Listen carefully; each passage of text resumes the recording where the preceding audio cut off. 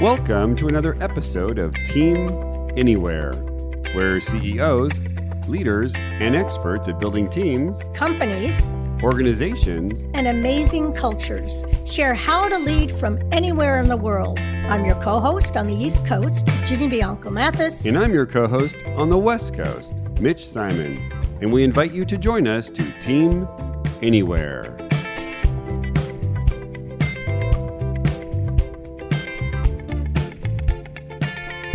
Today we interview Bert Sarkkinen, who is not only an expert and author on hybrid timber framing, he is the founder and owner of the company, Arrow Timber Framing.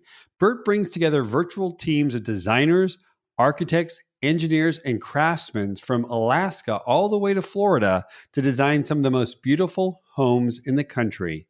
He shares with us that the secret to creating committed virtual teams is to place more emphasis on listening than speaking, to ask questions, and to experiment like crazy. Hello and welcome to another episode of Team Anywhere. I'm Mitch Simon, your co-host on the West Coast, and with me is my lovely co-host, Ginny Bianco Mathis on the East Coast. And today we're excited to introduce Bert Sarkkinen, founder of Arrow Timber and author of the new book, The Art of Hybrid Timber Framing. We're excited to have Bert on because he has been inspiring remote teams and creating beautiful structures throughout the United States. So I've just got to say, Bert, hyvää huomenta. How are you? Hyvää huomenta. We share a Finnish background. We do. Cool. Doing great.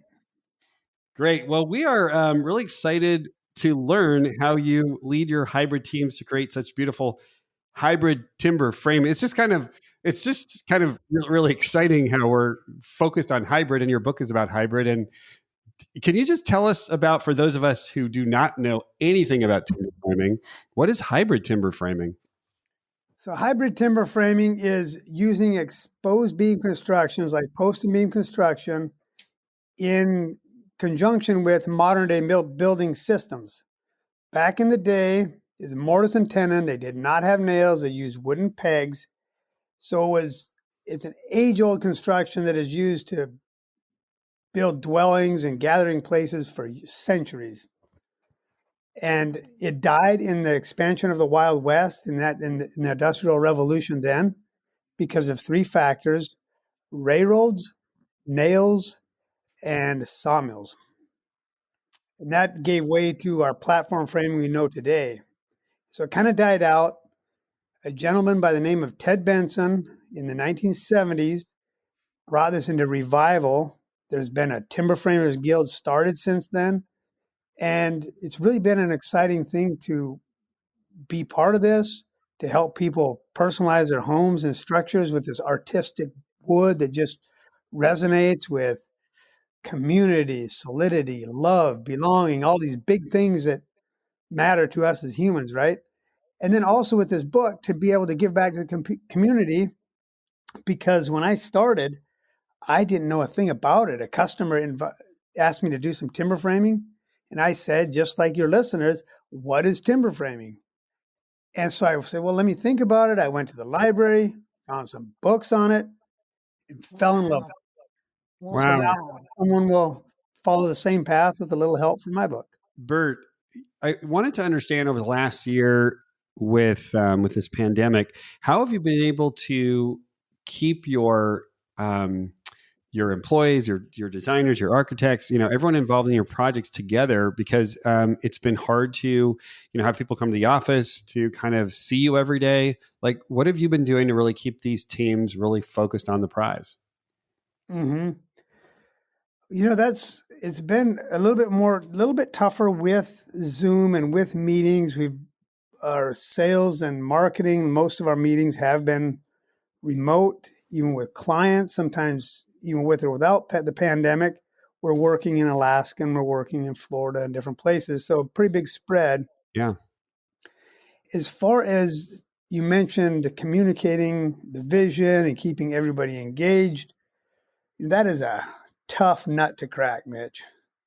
So here's a little That's why we come to you, Bert. What's that? That's why we've come to you. Okay, well, I'll share my experiences and failures here. and Great. successes. But here's a little test here. So we're all familiar with nursery rhymes and different songs we've learned as a kid. Yep. And so I'm going to play the part of the leader. And you two are the employees. And I'm going to drum out the tune of one of these like lullabies or songs we've heard as kids. Okay. And you guys get to guess which one. All right. Ginny, you ready? I'm ready. Okay, here we go. Ready? Can you hear this? Here. Can you hear that? We can. Yes. So here we go. 3, 2, 1.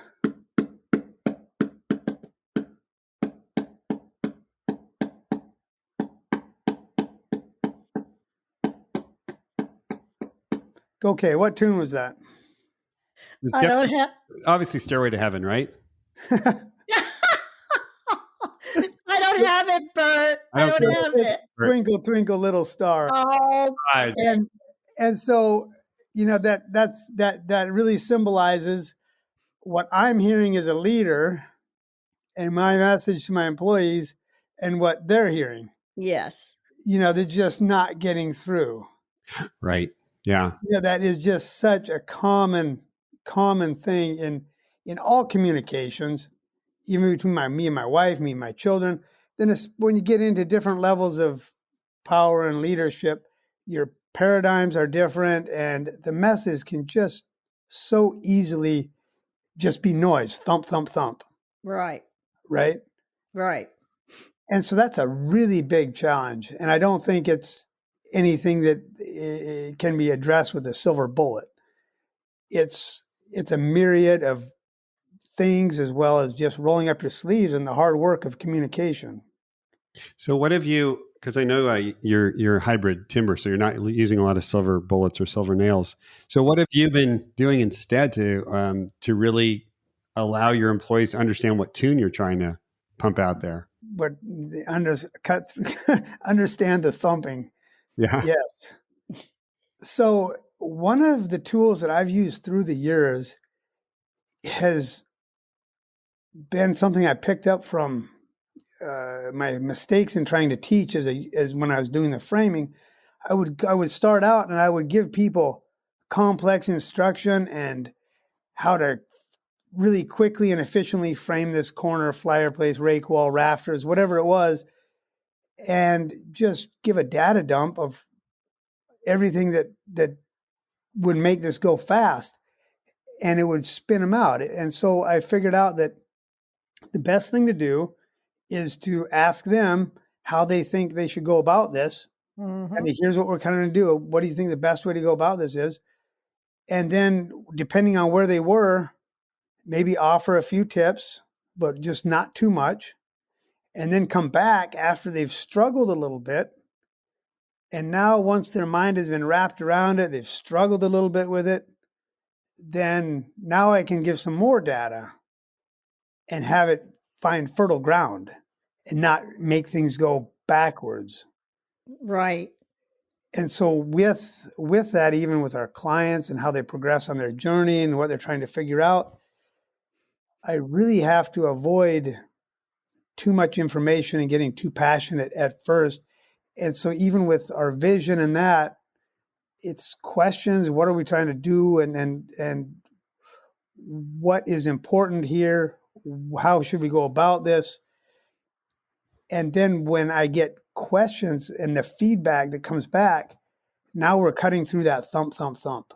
Mm-hmm. Because it's coming back and I'm hearing what's in their head. I see. So you're saying it's more important to understand what's in their head than what's in your head, Bert. That's kind of what I use in my starting point, and then work from there.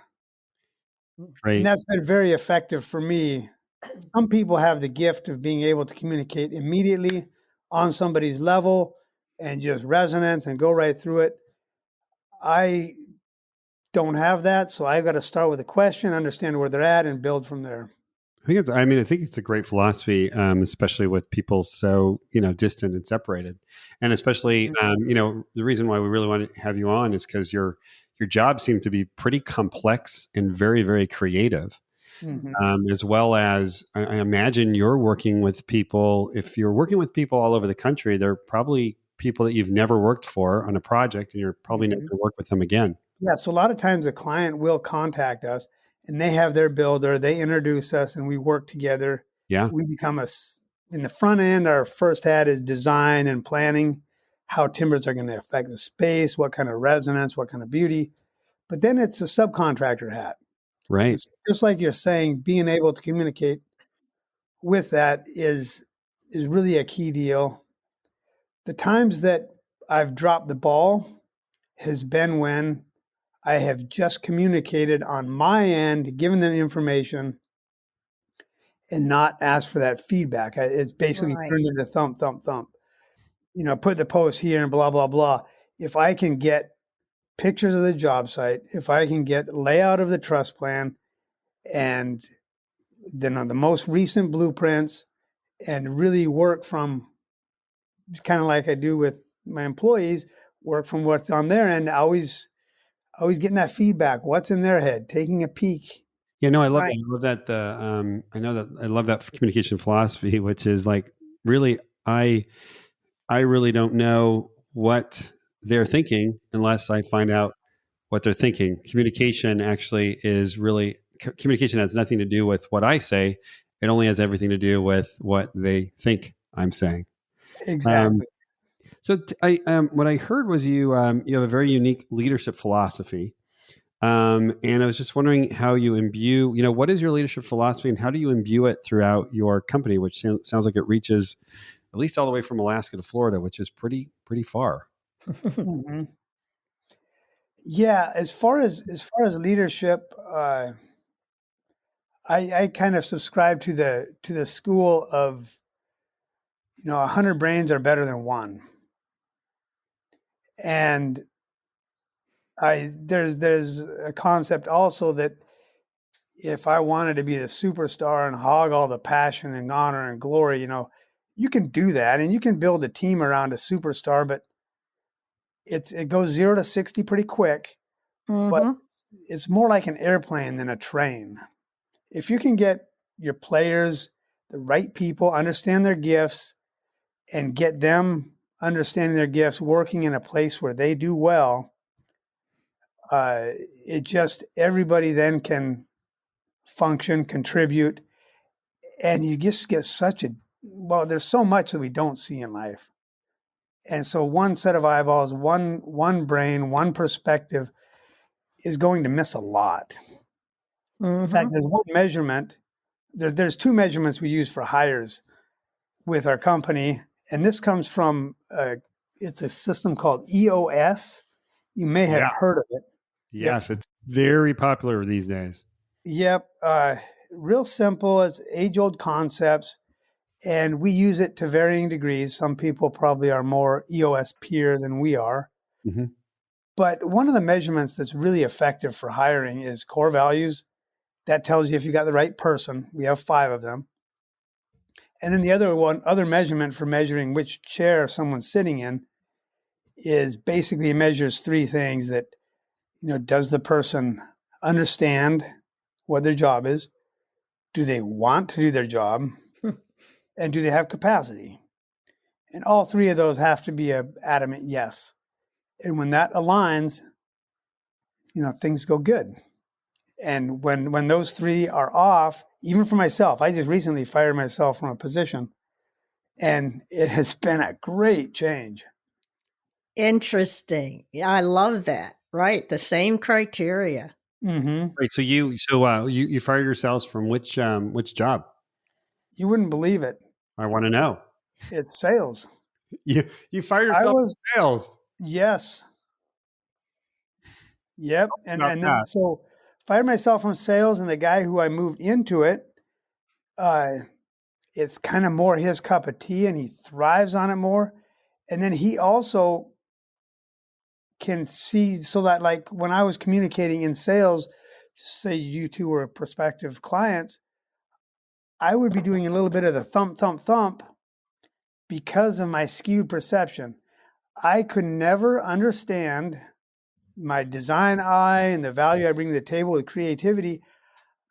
I always treat it like a 2-cent fiddle. I mean, just like don't really value it. Yeah. Josh, the guy who's taken over for me, he's seen that. He's preached to me for years that, Bert, this is something you don't find on every street corner. And so now he's in that position. He can blow that horn. And I don't have all the, I got emotional baggage that comes along with that position, talking about myself and all this, and then being the stoic Finn as well. It was just a good move to fire myself. Yeah. And Wow. so many fronts. Now I can focus on design. Yeah. Focus on leadership. And then I'm getting some time in the field with some installs as well, which is interactive time with clients and bringing things together and working with the guys. And so it's been a win on multiple fronts. It's weird. I mean, why did I go this long? 4 years overdue, maybe 3 years overdue. Do you think, move, but Bert, did the pandemic have any impact on you? I don't want to go through all your emotional baggage on the show today, Bert. Do you think the you don't have time for it either? No, we don't. It's just it's a family show. So, do you think that the pandemic had any impact on you saying, "Oh my gosh, I really need to shift out of sales and shift back more into the design and the building"? I don't know if the pandemic has brought a lot of different thinking and perspectives to many things. In some ways, maybe it did, in that relationships within the company got a little bit tougher because people aren't getting your social exposure and this sort of thing going on. So in that way, there was some relationship conflicts within the company that also prompted this move. The person moving into sales was having relationship issues with some other team members in management. And so lessening the management load, putting the sales hat on where they flowered and prospered better, just made sense, as well as me holding the company back with my perspectives, my inability to blow my own horn. And now, and then I can focus on really what I'm doing well. So the pandemic, I think, had some effect, but it's just kind of, when you get these light bulb moments, you wonder why it took so long. But the pearl has to grind away as a piece of sand for quite a while, right? Yeah. That's what I've heard. Yeah. That's what I've heard. Yeah. But as a good leader, you saw the light bulb and you did something about it, right? Well, I can't even take credit for seeing the light bulb, because there's so many times I think, oh, this is the cat's meow. This is a great idea. And it's not. And so you try it. So this one here is, hey, should we try it out? And, we were both on it. So we did, and it's worked. And yes, so it's the trying out too. I don't know if that is a regular thing you do, but a lot of the experts we've talked to said, you try it. You try it for 2 weeks. You try it for a month. Get feedback. Yep. I assume perhaps that's a little bit of what you're asking when you bring on, you said, your new employee. So where are you? Let me ask you some questions, work with it a little bit, right? Try it out. Then you come in. Yeah, there's just no replacement for actual testing. I kind of tried to balance. I don't try to test in just a wild frenzy with reckless abandon. You try to make educated guesses and try to have mostly right decisions. But there was a study done, you two may be familiar with it, with an art class, and it really resonates with me in that they're doing pottery, and they took one half of the class and told them that they would be graded on their most exquisite piece they could produce in all of its perfection. And the other half of the class, they told they would be graded, they would get an A if they produced X amount of pounds of clay projects. And the class that did pounds had much better pieces of work than those that were totally focused on the exquisite. The perfection. And perfection. Yeah. They got to test and try. And so, and that leads to your thing of embrace failure. And and give people compliments when they make a decision that was Mhm. wrong. Even though it was wrong, you give them a compliment and say, thanks for making that decision. We're not going to move forward if we don't make a decision. And if we want to be mistake free, we're just going to have to stay in bed all day. Mm. Yes, yes, yes. Bert, do you have like a distinctive life philosophy that you're bringing to your company? And because you sound like a master storyteller. You sound like someone's uncle who would like just have all these wise words of wisdom. Just wondering, did you start your company with a life philosophy, and have you brought it through as you hired and built your company? As far as a life philosophy and just talking about, one of the driving forces in starting my company, I would say it was twofold. One is just the challenge of being able to start and do something myself.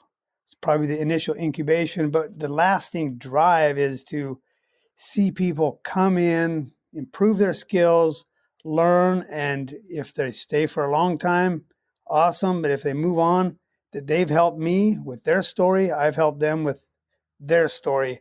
So kind of a positive influence that way. Uh, That's and great. if so that and then as far as just if I was to bundle those two together, it just do the smallest life philosophy I was going to ever tell people is really to like for myself is to get over myself. Focus Mhm. externally.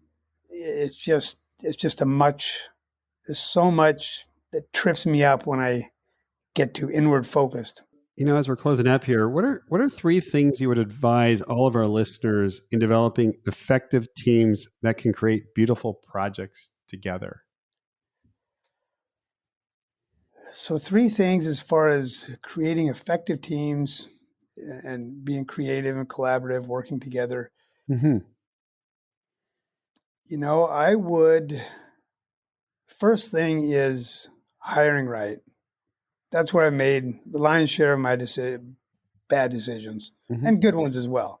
But understand that that's a crapshoot and be very just understand that getting that right, you can have the right person, but if you don't have that right chair where they understand it, where they want it, and where they have capacity, I'm sorry, but it is not going to go.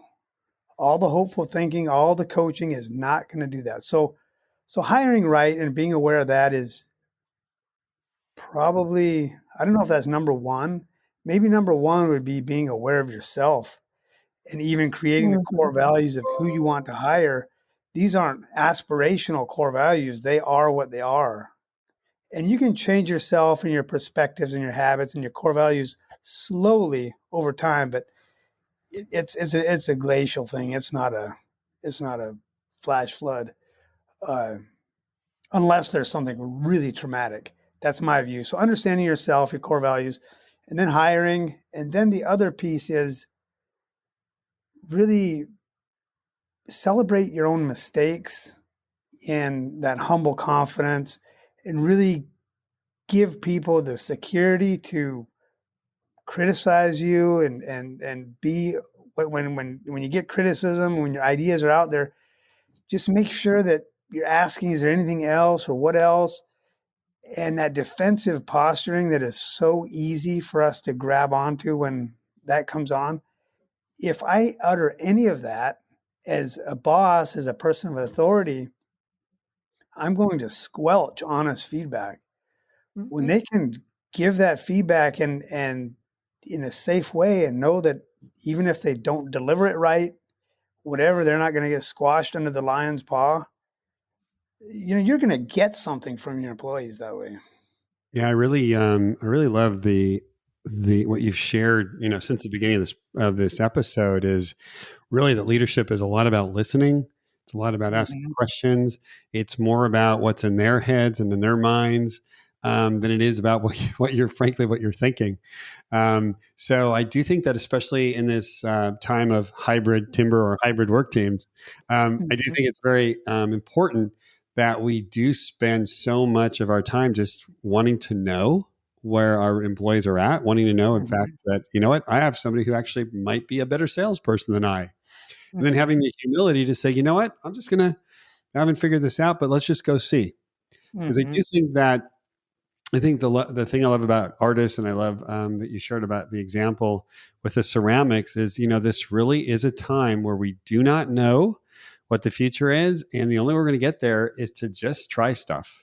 And it sounds like your company's been successful because you've been, you've been humble, and you've been able to just put your ego aside and just kind of see what really happens. I can see anyone who works with you, because you ask the questions, because you pace a conversation, that they will share things with you. And so, as you already said, then you hear things, and then you can do. So I really appreciate that. The term you use, the humble confidence, that comes out loud and clear. It's wonderful. Well, great. So, Bert, if people want to find out more about you or find out more about hybrid timber framing, or both, first of all, why don't you share, where are you on the planet? And then also, where can people find you? So we're the state of Washington. We're right above Portland, Oregon, in the city of Vancouver, Battleground, Washington, to be specific. We can be found on the web. And for a concise picture of what you can get and our philosophy, like you've touched on, Mitch, here, and that would be, the best way to do that would be to get the new book that you mentioned, The Art of Hybrid Timber Framing. The first section of the book can be really applied to any building project, any endeavor. All goal making is really the same thing, but there's hiring tidbits, a question you can ask yourself, because if you were going to do a building project, you are responsible for the team you hire, which is going to be responsible for the results you get. And also there's the mental side of things, how to build a good decision compass, and there's this whole thing, the responsibilities of the visionary is in the first part of the book. And then there's ideas and styles in the second part, and then well as tangible tips on bringing all the planning to the ground with getting the timbers incorporated with your building systems. Great, that's what the book is about. And that's on Amazon. You can buy it on our web. If you buy it on our website, I'll autograph it. Little message, be kind of fun to do that. Sure. That would be the easiest way to really get a look into our soul and philosophy is through the book. But that information is on the website as well. And we're doing webinars and inspiration reports and that too as well. So great. Well, wonderful. Great. Well, thank you, Derve. And we look forward maybe to having you back soon. Would love to. I'm sure people can go on the web, see your company, and see the beautiful. They're absolutely beautiful, beautiful. I mean, it's any lodge you've ever been in where you've seen the hybrid timber framing. You're just like, oh my God, it's so beautiful. But anyways, thank you, Bert. Thank you, Jenny. Thank you to all of our listeners. And if you've loved this episode, please share this episode with your friends and colleagues. And we'll see you next week on another episode of Team Anywhere.